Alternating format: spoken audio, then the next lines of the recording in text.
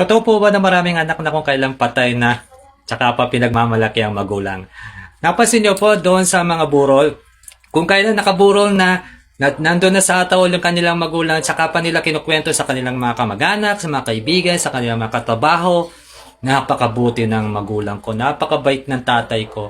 Pero nung nabubuhay, ni hindi mo man lang may pagmalaki sa mga katrabaho mo, ni hindi mo man lang may pagmalaki doon sa mga kamag-anak mo.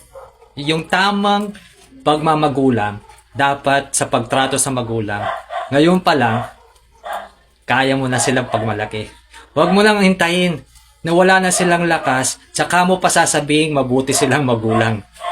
Huwag mo nang hintayin na may sakit na sila, tsaka mo pa sasabihin na walang katulad yung kanilang sakripisyo. Huwag mo nang hintayin na nakaburo na sila, tsaka mo pa sasabihin wala kang katulad na magulang.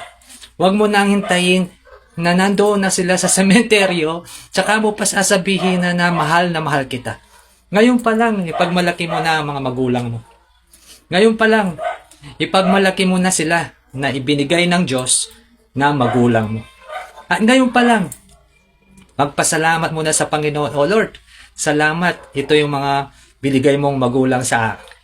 At hindi sila pagperpekto, marami mga pagkakamali ang mga magulang ko, pero salamat dahil sila yung magulang ko.